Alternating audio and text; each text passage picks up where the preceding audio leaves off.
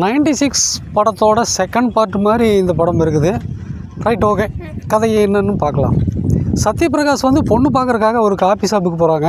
அங்கே வந்து பொண்ணு மோனிகாவை மீட் பண்ணி பேசிகிட்டு இருக்கிறாப்புல. அப்போ பேசிகிட்டு இருக்கும்போதே தெரிஞ்சுது 2 பேருமே ஒரே ஸ்கூலில், ஹை ஸ்கூலில் படித்தவங்க அப்படின்னு சொல்லி தெரியுது. சத்யா வந்து சீனியர், இவங்க வந்து மோனிகா வந்து ஜூனியர். 2 பேருக்கு அறிமுகம் இல்லை, ஆனால் ஒரே இயரில் படிச்சிருக்கிறாங்க.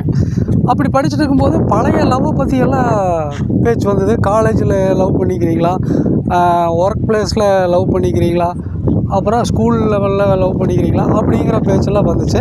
அப்புறம் அப்படியே போயிட்டு இருக்கும்போது எல்லா லவ்வும் வெளியே வந்துச்சு. ஆனால் சத்யபிரகாஷுக்கு மைண்டில் இருந்துக்கிட்டே இருக்கிறது வந்து இந்த ஸ்கூல் லெவல் தான் அப்படின்னு சொல்லி சொல்கிறாப்புல. அந்த ஸ்கூலில் ஒரு பொண்ணை வந்து லவ் பண்ணுறாப்புல, அனிஷாவை. அந்த லவ்வை வந்து கடைசி வரைக்கும் அவரால் சொல்ல முடியல. அது என்ன காரணம்னா, அவன் ஃப்ரெண்டே கூட இருந்தே லவ் பண்ணி சொல்லாமல் விட்டுறாப்புல. அதே மாதிரி மோனிகாவும் ஒரு பையனை லவ் பண்ணுறாப்புல, பாலாஜின்னு சொல்லி ஒரு பையனை லவ் பண்ணுறாப்புல. மோனிகாவும் கடைசி வரைக்கும் லவ்வை சொல்ல முடியாமல் விட்டுறாப்புல. இப்படியே இருக்க போய் திடீர்னு வந்து மோனிகா ஒரு ஐடியா சொல்கிறாப்புல. சரி, ஓகே, இப்போ அவங்க நம்ம லவ்வரெல்லாம் எங்கே இருக்கிறாங்கன்னு பார்த்து மறுபடியும் அந்த லவ்வை சொல்லவோ அப்படின்னு சொல்லி சொல்கிறாப்புல. இது ஒரு சீரியஸான ஐடியாவாக இருந்தாலும் கூட 2 பேரும் ஒத்துக்கிட்டு பழைய லவரெல்லாம் தேடி போகிறாங்க. எப்படியோ கண்டுபிடிச்சி சத்யபிரகாஷ் வந்து லவ்வை சொல்கிறாப்புல அனிஷ்கா வேண்டாவன். ஆனால் என்ன பிரயோஜனம், எல்லாம் கல்யாணம் ஆகிடுச்சு. ஒரு மைண்டு சாட்டிஸ்ஃபேக்ஷன் மட்டும் கிடச்சிருக்கு.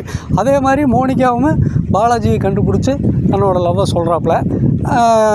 அப்புறம் அவன் பாலாஜி கல்யாணமாக ஆளினாலும் கூட அவன் இன்னும் லவ் பண்ணிட்டு தான் இருக்கிறான் மோனிகா. ஆனால் மோனிகா வந்து அக்செப்ட் பண்ண முடியல. மோனிகா வந்து இப்போ சத்யபிரகாஷோட டேட்டிங்கில் இருக்கிறதுனால அவங்களால அக்செப்ட் பண்ண முடியல. ஸோ இப்படியே போயிட்டுருக்கிறப்போ அந்த லவ் வந்து சக்ஸஸ் ஆச்சா, அவங்க 2 பேரும் கல்யாணம் ஆச்சா அப்படிங்கிறத கதை. இந்த கதை பார்க்கும்போது 96 கதையோட ஃபீலிங் தான் எனக்கு வருது. கிட்டத்தட்ட ஸ்கூல் காட்சிகளெல்லாம் சீனுகள் எல்லாமே பார்க்கும்போது எல்லா படத்துலையும் ஏகப்பட்ட படத்தில் இந்த மாதிரி சீனுங்கள்லாம் எடுத்துட்டாங்க. குறிப்பாக 96 படத்தில் அத்தனை சீனும் இதில் இருக்குது ஸ்கூலில். ஆனால் ஒரே ஒரு காமெடி வந்து என்னென்னா, ஸ்கூல் வந்து எக்ஸாம் பேப்பரோட பிட்டு பேப்பரையும் சேர்த்து ஒருத்தர் கட்டிடுறான். அது வந்து சரியான காமெடியாக போகுது. மற்றபடி படம் நல்லா தான் இருக்குது. அதில் வந்து அபிஜன் தேவித் வந்து அந்த கேரக்டராகவே மாறிடுறாப்புல. அந்த கேரக்டராகவே மாறி உள்வாங்கி அப்படியே நடிச்சுக்கிறாப்புல. என்ன இருந்தாலும் அவர் ஒரு டைரக்டர் இல்லையா, சூப்பர் ஹிட் படத்தை கொடுத்தவங்க. அதே மாதிரி மோனிகாவாக நடிச்சிருந்த ராஜன் வந்து அருமையாக ஒரு பொண்ணாக அழகு செப்பையாக சகச்சவன்னு தேவதை மாதிரி வர்றாங்க. தேவதை மாதிரியே போயிடுறாங்க. பெரிய வேலையெல்லாம் அவங்களுக்கெல்லாம் ஒன்றும் கிடையாது.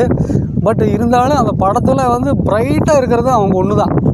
அதுக்காகவே நிறையா படம் பார்க்க வருவாங்க.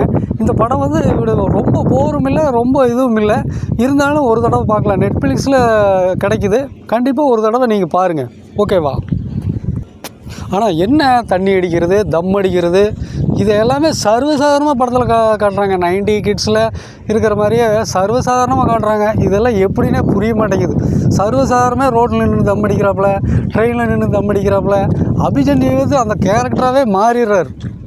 அப்படி இருந்தாலும் கூட அதெல்லாம் ஏற்றுக்க முடியலையா அப்படின்னு சொல்லி நம்மளுக்கு தெரியல. ஆனாலும் படம் ஓரளவுக்கு இருக்குது. நீங்கள் கண்டிப்பாக பார்க்கலாம்.